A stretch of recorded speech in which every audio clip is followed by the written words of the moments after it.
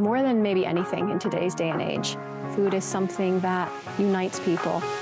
The term breaking bread is often used to describe sharing a meal with someone and hopefully sparking a meaningful conversation. That's why Breaking Bread is the first of 5 sections of a new exhibition here in Qatar's Museum of Islamic Art. A Seat at the Table, Food and Feasting in the Islamic World explores how food has influenced daily life, celebrations, and cultural exchange from the emergence of Islam to present day.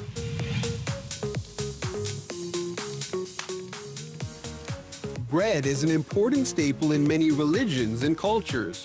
While in Arab countries, the name of the clay oven may differ slightly, tanur, tandir, tandur, or tonur, depending on the particular part of the Middle East, Central or South Asia, unleavened flatbread is the common denominator.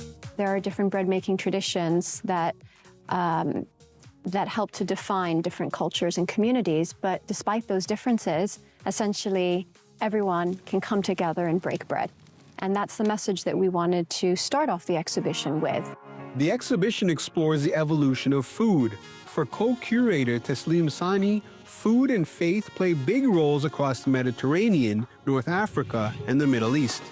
The Islamic faith really plays a key role for Muslims in determining what they should eat, what's considered permissible, and what they should stay away from. So we thought of bringing this to the forefront to also teach the audience, or at least pass a message to the visitors, that the faith of Muslims is critically important in their relationship with food. Dr. Tara Desjardins says throughout history, cuisines evolved as new ingredients were introduced.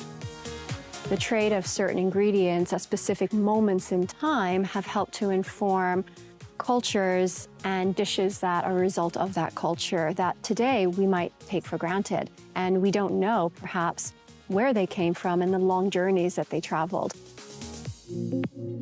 Those long journeys brought cinnamon, nutmeg, and black pepper westward from Asia to the Middle East and Europe, while corn, potatoes, and peppers traveled east across the Atlantic.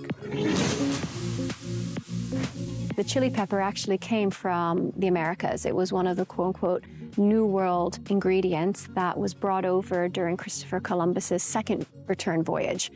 And it arrived into Europe and then into Asia by the 16th century. And in Indian cuisine, it was assimilated very, very quickly because they probably already had a strong taste for, biting ginger, strong pepper, things like this that were already indigenous and very prominent in their cuisine.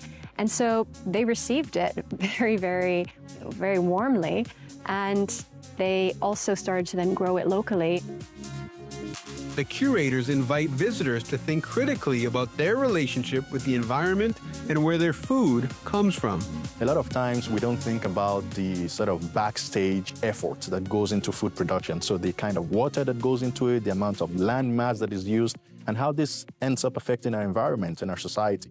So the idea is just to have people go away with that thought, thinking about, okay, what role do they have to play in a globally changing and evolving world, and becoming a world that's becoming more complex. Similar to the foods and spices that migrated from one place to another, Annika Weber is originally from Germany, but is now based in Qatar. It's very nice, it's very interactive. I like that. We're watching also the part where you can smell the different stuff. That was really nice. And then also you have like old Quran, and yeah, it's an interesting mixture. You have something for children, but also something for older people. So yeah, I feel this is really unites, and yeah, everyone likes to eat at the end of the day. A seat at the table is essentially that everyone can come and participate in food culture. And it speaks not only to the inclusivity of food, but also the fact that food is something that unites people more than maybe anything in today's day and age. This is likely the most photographed part of the exhibition, the reimagination of what dining with the Sultan would look like. And no, the food is not real. It's actually made of paper mache and produced by 40 first-year VCU Qatar students. It's a class project titled Ramadan Feast, showcasing the variety of foods used to traditionally break the fast. A seat at the table runs until later this year.